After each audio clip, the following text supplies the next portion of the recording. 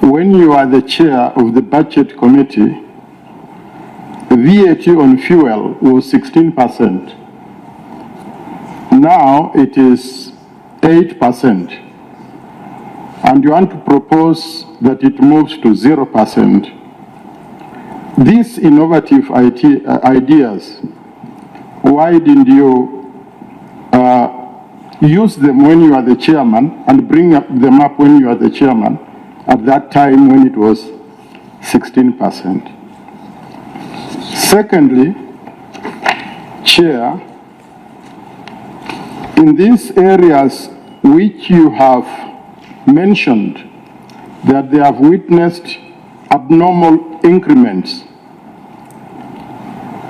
were these increments in the various sectors, were they there when you are the chairman, or you've just noticed them when you are not the chairman? Thank you. Thank you. Next question. Honorable Chairman, thank you. I want to thank the Honorable Ndindi for finding time to come and appear before this committee. All of us are here members of Parliament, and we understand the constitutional role of the Member of Parliament is legislation, oversight, budget making, and representation. These are very important, generalized suggestions.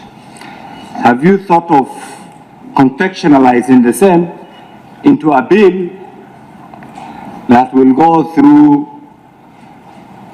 the legal, public, administrative, parliamentary stages? Because you can see some of the things that you're suggesting is not something that can be done through a roadside declaration.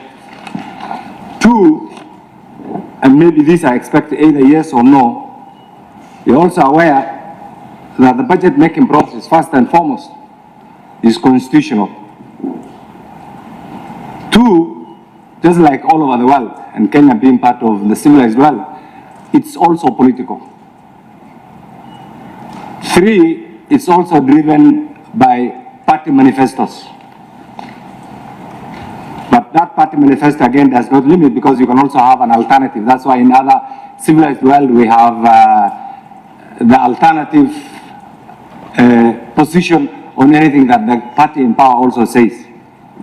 And fourth, and more fundamentally, is public driven. Some of us are privileged. I've known you as even when you worked with Honorable Irungo Kangata, I've known you as a member of Parliament. I've interacted with you as the chair of this committee.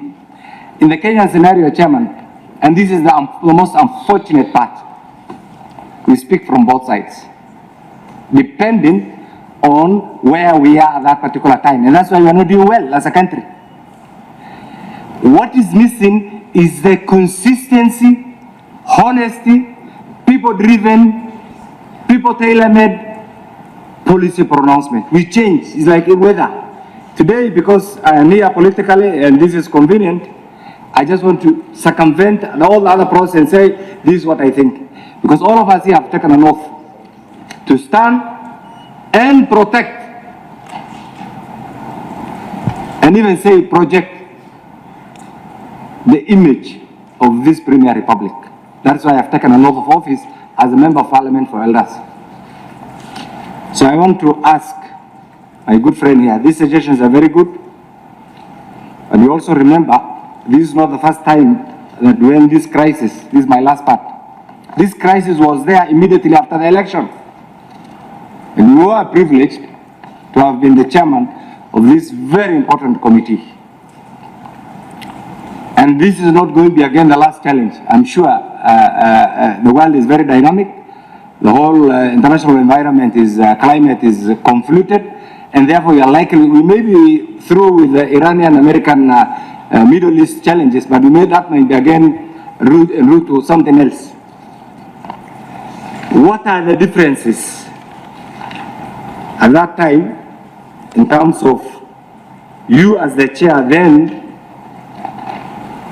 and right now being the chair emeritus, and the circumstances immediately after the countdown of 2022, and the circumstances right now during this war, vis-a-vis these proposals? Thank you, Chairman. Members, I'd like something. Chairman, I just want to allow members to ask, then you just respond. Would you not want to take all the questions and respond at the end? Chairman, I'm just requesting for your indulgence. Yes. Because I'm a human being and I want to give the best answers for questions. Yes.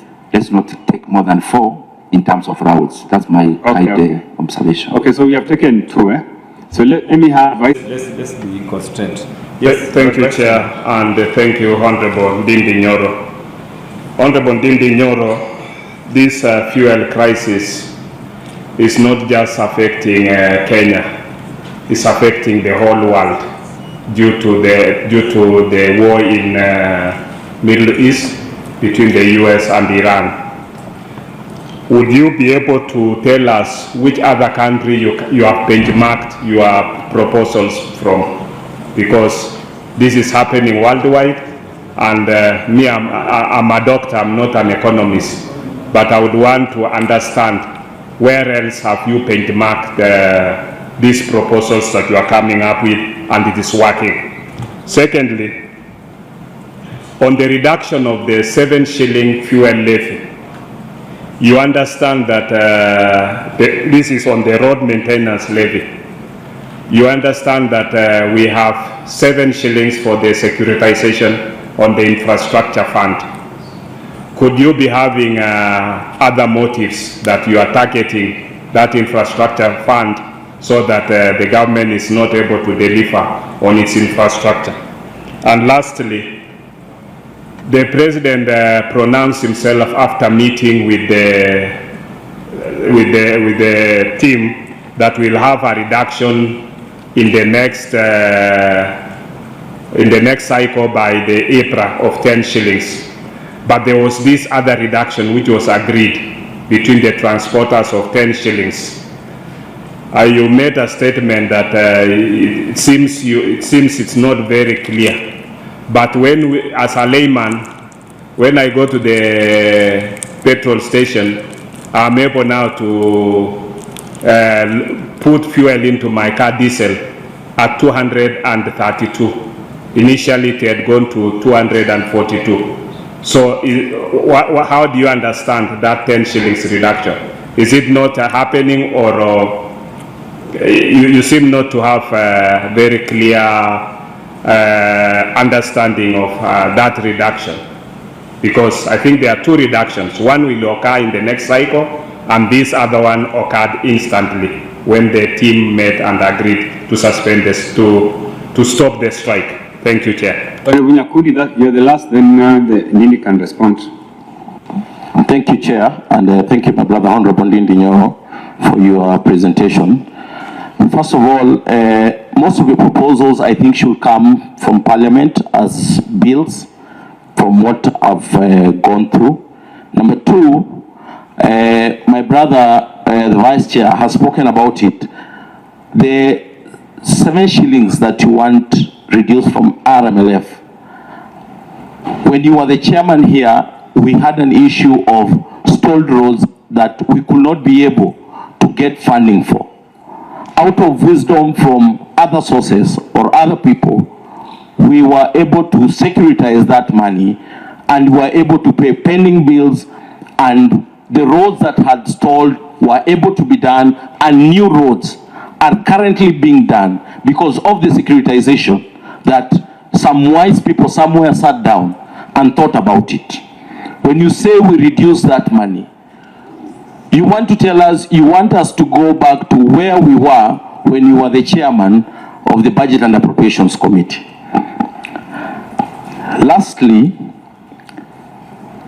you have spoken about the confidential vote. This confidential vote has assisted this country. Honorable Nyakundi, I don't think Okay. has spoken about. Okay, just let me leave it at that. On the RMLF, I don't think we should go that way as a committee or as Parliament, because the securitization has helped us in supporting all the stored roads and started new roads. Thank you, Chair. Honorable Ndindi, you can respond quickly, then we can take the second phase of questions. Thank you very much, Chair, and I will start with the Honorable Chikati. Honorable Chikati, as you are all aware, being a member of this committee, economies are dynamic I've been consistent on what needs to be done when it comes to such a time like this. Because you asked, the VAT was 16 then, it is now 8, and I'm proposing we take it to 0. It's actually not the first time Kenya is having a tax exempt in terms of fuel prices. Before it was 8 before, it was actually 0. But this is the reasoning, Honorable Chikati. The reasoning is that global oil prices, just the economic parameters, are dynamic. That time, we have had a summer in terms of fuel prices globally, averaging $60 per barrel. Now we are talking about, today it was $90 per barrel, but previously it has been $100 per barrel.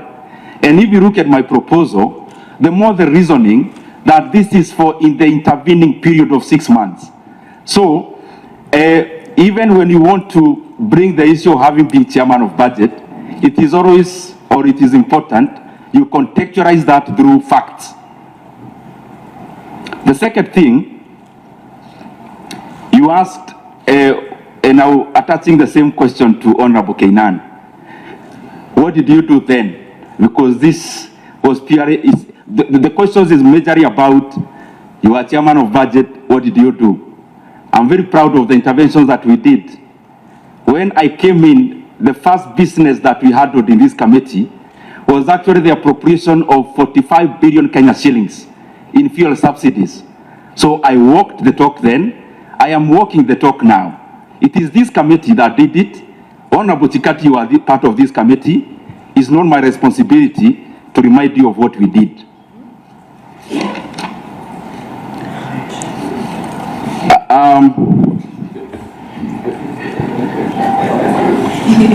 Honorable Kainan talked about, again, about why not do it as a bill. When we have proposals like this, Honorable Kainan, and you know I respect you a lot, and thank you for even the demeanor at which you answered the question. We write proposals to Parliament. It's usually upon the wisdom of the bureaucracy of Parliament to choose the path. When I wrote the proposals, my intention was actually for a bill. But the bureaucracy of Parliament thought it would take long. The turnaround time of a private member's bill would be talking by December. So it will not be helpful at the moment. So that is why the clerk actually called me and requested that we do this process using this current scenario. And on the other one of why now, and he talked about consistency. I think I have exhibited consistency. When fuel prices were up in the year 2022, my clips are all around, when I was calling for the then government to reduce fuel prices, specifically for such reasons like this. And they went ahead and did it. So I've been consistent on that. In fact, you never find anywhere I have been a proponent of higher oil prices. Nowhere. And even if you found one, it can only be AI generated. So in terms of then consistency, we allocated for subsidy then when I was chairman. I'm calling for subsidies now when I am not. We appropriated that money because we thought it was important that we reduce fuel prices then, and it is still my intention even now that we reduce fuel prices.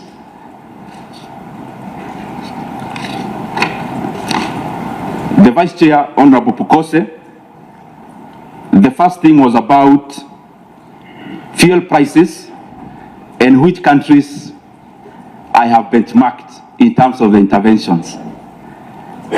And I'll try to be very civil in my, don't take my word as the demeanor. It's only that I don't have more other words to replace with those. As a member of parliament in Kenya, my ambition should be for other countries to benchmark with Kenya. It should not be for me to benchmark with other countries. So I'm doing this because it is right for Kenya. I was elected as a member of parliament to sit in the National Assembly of Kenya. And one of the duties is not to benchmark with any other country. It is to make our country a model so that other countries can benchmark with us. And that is why I have brought forth the proposals which are objective. But if you ask the question subjectively, I also reserve the right to answer it subjectively. On numbers, the Kenya shilling 7 for RMLF. Honorable Ndindi, Yes. I don't want to disrupt you, but you know you are appearing before us with proposals for us to consider so that we come up with a legislation that is helpful to the economy. So I would propose that you don't display arrogance to the members' questions. Just propose these solutions, then we will. At the end of the day, this committee is supposed to, adopt your resolutions, which will be good for the economy. But if you begin to, talk down the members, then it means you are not expecting these members to adopt your resolutions. I think spend more time persuading members. They will be able to, adopt your resolutions for the sake of the economy. Please proceed. Chairman, I'm well guided, and if you note the way I answered Honorable Kainan, it is exactly the same way he asked the question. If you replay the question of the Honorable Member I'm replying to, I'm replying with the exact same demeanor.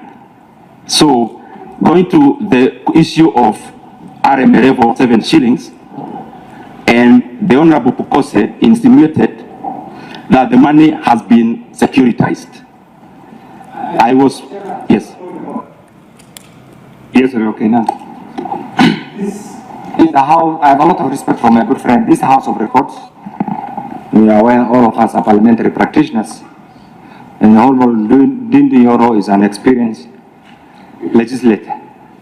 When you appear before a parliamentary committee, basically which is an extension of the House, you are expected to abide by all the rules. And therefore, whereas in your appearance, in your responses, you attempt to respond to what a particular member has asked, your obligation is to the entire membership, not to that particular member. To that extent, I request you, because really everything here is unanswered. It is going to be historical. Our brother here, and times change, positions change. Kenya remains. He was our chairman. Tomorrow he may be the Minister for Finance. The other day, because the age is on the side, he may be something even bigger. We must be procedural. Procedural does not mean you are being demeaned. So I expected you to say, when I ask a question as a member of Parliament for Elders and as a member of this committee, the answer belongs to the entire committee. So that bit, and I know it's not saying that, so that bit I think must be corrected so that what we get is directed at the entire membership, not to the person who has asked, so that we remain procedural. I rest my case, Chairman. Just on a point of order. Yes, Vice Chairman. Chair, I'm not satisfied with the response about my question because, there is what we call evidence-based. And the reason why I was asking is that this is a global phenomenon. From my point of view, even as a medical doctor, we've had outbreaks of Ebola, you've had outbreaks the other day of Corona, yeah? And we borrow evidence from other areas on what they are doing. They are doing immunization. So this is a global phenomenon. And I would expect it, fine, you are an economist, I'm a medical doctor. I would have expected this has not happened anywhere, these are my original proposals, and that would be satisfied, that it has not been done in any other country. I would be satisfied with that answer, yeah? But because once you know we must be able to respect each other's professions. I cannot, if it's an economic question, I'll ask you. If it's a medical question, I'm the expert on that. I'll be able to advise you.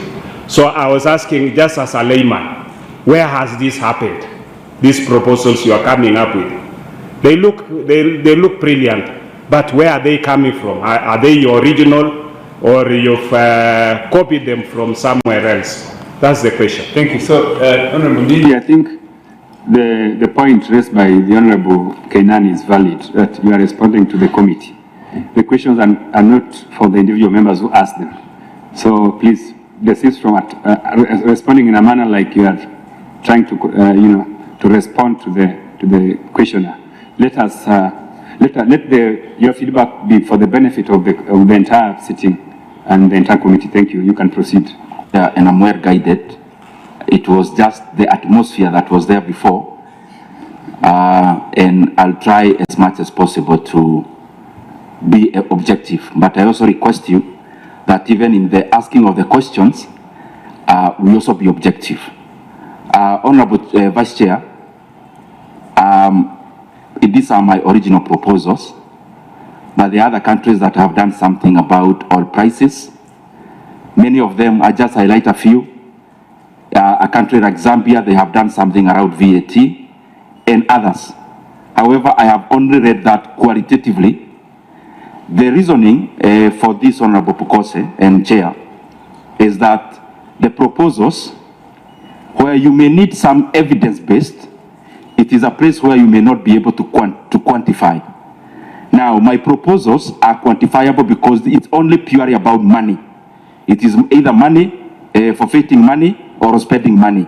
And that is the reasoning, members, that I didn't find it fit to borrow these proposals from any other country, maybe piecemeal, but not holistic.